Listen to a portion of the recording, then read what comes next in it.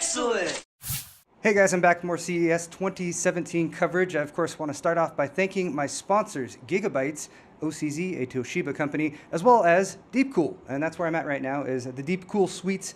And they have tons of stuff to show off. So we're going to start off with these fans over here. I'm sure you guys... I was going to make a fan pun, but I gave up. Never mind about that. These are RGB fans that are controllable by this little unit up top, and they're sold in sets of 3. So for $89, you can get 3 fans and this controller. It mounts in a 2.5-inch bay, or it will come with adhesive as well. But you can control the lighting, as you can probably see right here, via apps available for Android or iOS. There's a ton of different features in there as far as different lighting effects you can do, whether you want breathing or flashing or rainbow colors or all that kind of thing. And you'll notice there's actually 2 different types. So this one over here on the left is going to give you just a tiny little bit better performance, about 1 degree difference, they're telling us, because this does have a circular shroud or guard going around the outside of it to help to direct the airflow a little bit more. This one over here, I think you guys will find pretty interesting, because it's basically frameless. It's got this kind of frame going across the front of it, but there's nothing going around the side. The other nice thing about these is they are fluid dynamic bearing fans. You can pop the fan off easily if you need to clean it out or that kind of thing. And it's a very distinct and different look than you typically get with a typical 120 millimeter fan or that kind of thing. These should be out very soon, April 2017, and again, sold in sets of 3. Let's move on this way. Next, we have the Baron case. So this is a new case from DeepCool, part of their GamerStorm series. And this case is actually going to be available with integrated DeepCool liquid cooling, because, of course, they have the Captain series of all-in-one liquid coolers that they make. This one has one integrated already. So basically, it comes pre-installed, and you just got to wire that up and connect it to your motherboard, your cooling solution. They've actually taken the liquid and routed it through a little flow indicator down here. RGB lighting, of course, is also available. They put a nice SSD mount right up here above that, so you can have that visible and show off your SSD. It does have a acrylic side panel, but it is sort of a smoked glass look, and a very nice finish on this as well, for acrylic in particular. So that keeps weight down and shipping costs down, and it's also very durable. It just fell over. And then apart from that, there's a unique power supply situation with this one. You could mount your power supply in the bottom down here and go with a micro ATX motherboard, or you can move the power supply up to the top, which is how they have it configured right now, and then you can fit a full-size ATX motherboard in there. That's pretty nice.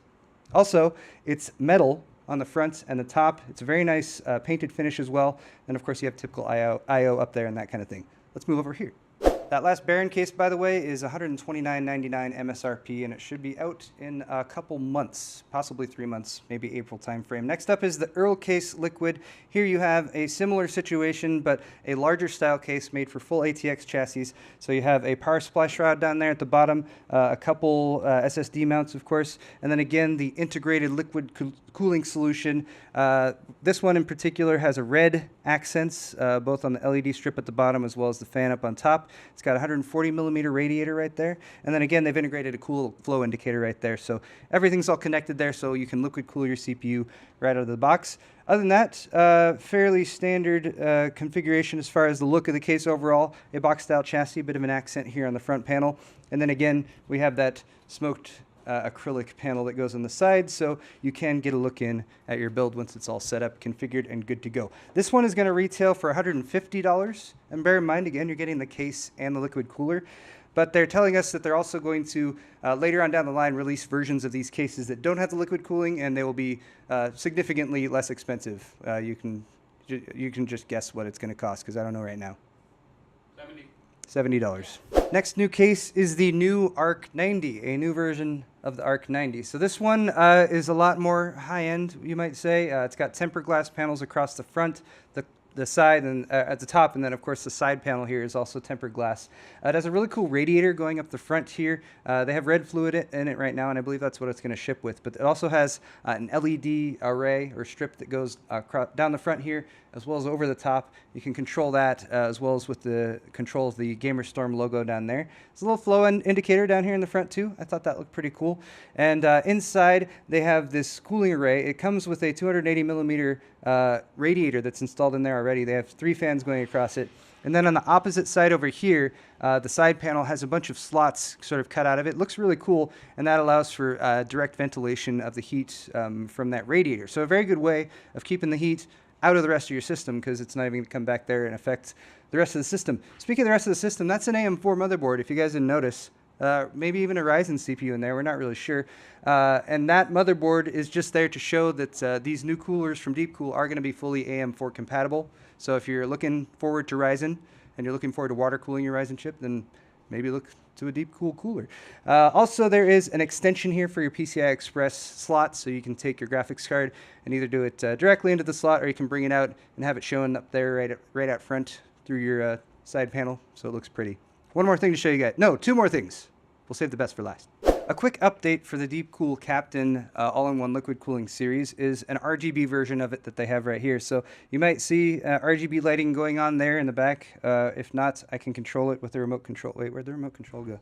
Ha ha ha ha ha ha ha ha ha ha. Okay, I found the remote here. So it's actually got a color wheel on it, so I can just spin around, change the color, and you might notice that the color of the light on the cooler is changing along with this RGB strip. So basically what they've upgraded this with is added an RGB LED strip, added the ability to connect that strip to the DeepCool Captain liquid cooler as well, calling it DeepCool Captain EX RGB, because RGB makes sense and everyone knows what that is now, and then a magnetic strip right here, which you can of course attach to any steel exposed part of your chassis and get yourself some RGB action just by upgrading your liquid cooler. All right, the best thing is next. It's right through here. So this is the DeepCool QuadStellar, which if you guys are familiar with the TriStellar, it's just the next logical thing to do is make it quad. So I assume they're going to have a pentastellar at one point, but we'll leave that up to you guys for future speculation. Anyway, the QuadStellar right here, instead of being a mini ITX chassis like the TriStellar was, supports full-size, actually ATX and eATX motherboards. So the actual plane of the motherboard sits this way along this rail right here. This compartment up in top can be removed, and then you can add your graphics cards up there via PCIe risers. You can fit a 3-way SLI configuration up here. Or if you're looking into doing something else, like maybe putting radiators up here or something, you can remove that, and then you can put up to 4-way SLI or whatever you're doing down there in the actual interior of the chassis. So lots of configurations for high-end graphics cards and that kind of thing. And since this entire two parts of the quad are mainly your motherboard layout and everything like that, the top of it up here is left for hard drives, and you can fit up to 9 3.5-inch hard drives via the bays up there.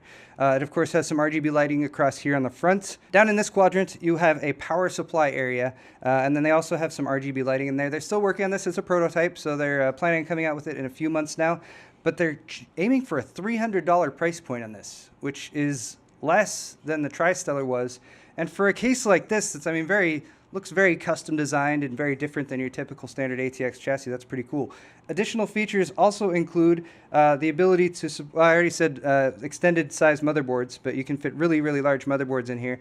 And then these panels here on the front are actually thermally controlled. So there's a temperature sensor inside the case. I think they have multiple temperature sensors. And if it gets too warm, these will open up and actually vent more warm air. And then once the system cools down, they'll close up on their own, which is pretty cool. There are some other accent lighting points on here that they've been working on as well. Again, prototypes, so not everything is working perfectly. And then again, tempered glass panels that are up here as well as down on the sides, so you can get a nice look in at your system once you get it all set up and good to go. So that's the QuadStellar. And I want to know what you guys think of this case, because I think it's pretty badass. I mean, if you have enough space for it, of course, you can make a really cool looking system, and $300 for something like this I think is quite reasonable. So let me know what you guys think in the comment section down below. I will be back with more coverage of CES 2017 really soon, really soon. We're already gone to so many places and met so many people, and they're all lovely. So hit the thumbs up button, leave me a comment, and we'll see you next time.